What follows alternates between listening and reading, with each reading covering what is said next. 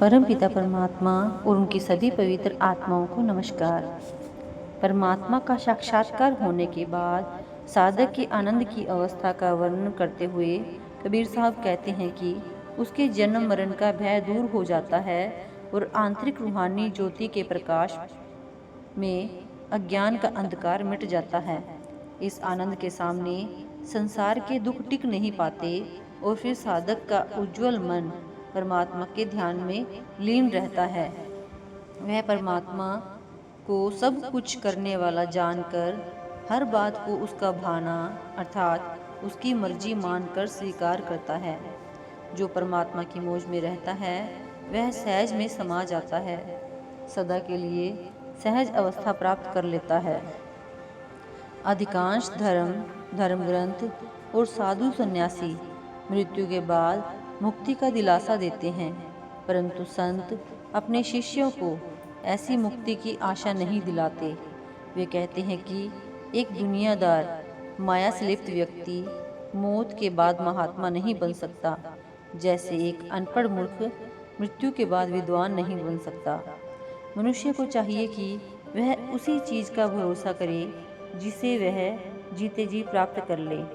उसे चाहिए कि वह जीते जी उस उच्च रूहानी मंडल में पहुंच जाए जहां से उसे दोबारा इस जन्म मरण के चक्र में न आना पड़े। जो रूहानी तरक्की जीव मनुष्य चोले में रहते हुए प्राप्त कर लेगा वही मृत्यु के बाद उसके साथ रहेगी। आम धारणा है कि पवित्र नदियों और सरोवरों में स्नान करने से मनुष्य के पापों की मैल उतर जाती है और मन निर्मल होकर परमात्मा की भक्ति में लीन होने के योग्य हो जाता है। कबीर साहिब कहते हैं कि शरीर के धोने से मन की मैल नहीं उतरती। गंगा में रहने वाला मेंढक मुक्ति तो नहीं पा लेता। पवित्र रहनी अपनाने तथा परमात्मा के नाम का अभ्यास करने से ही जीव निर्मल होकर मुक्ति प्राप्त कर सकता है।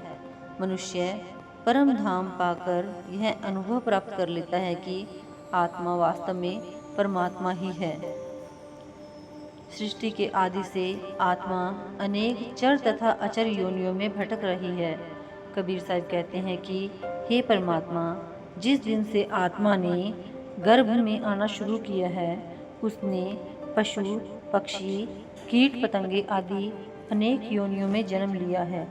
मनुष्य योनि में भी कभी योगी और कभी यति, कभी तपस्वी और कभी ब्रह्मचारी, कभी राजा और कभी रंक, इस तरह कई रूप अपनाने के बाद भी उसे छुटकारा नहीं मिला।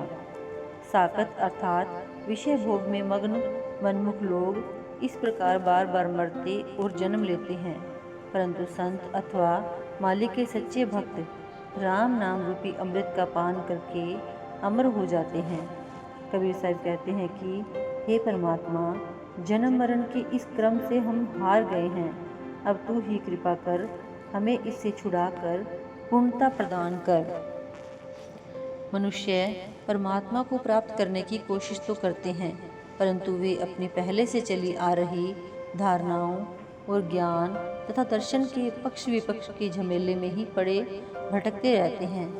कबीर साहिब कहते हैं कि जैसे किसान दो गधों को एक दूसरे से बांध देता है ताकि वे स्वतंत्रता पूर्वक विचर न सकें, वैसे ही लोग अपने आप को धार्मिक तथा दार्शनिक सिद्धांतों से बांधकर परमात्मा प्राप्ति के मार्ग से दूर रह जाते हैं।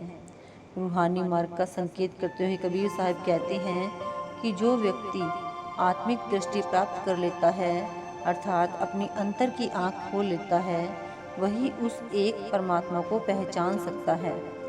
कबीर साहब एक बहुत गहरे रूहानी रहस्य पर प्रकाश डालते हैं कि जो आत्मा अपने अंशी पूर्ण परमात्मा में समाकर पूर्णता प्राप्त कर लेती है वह सर्वद्रष्टा हो जाती है। संपूर्ण ब्रह्मांड तथा तीनों काल उसके लिए एक खुला चित्रपट होते हैं जिस पर वह एक साथ दृष्टि डाल सकती है। Thank you.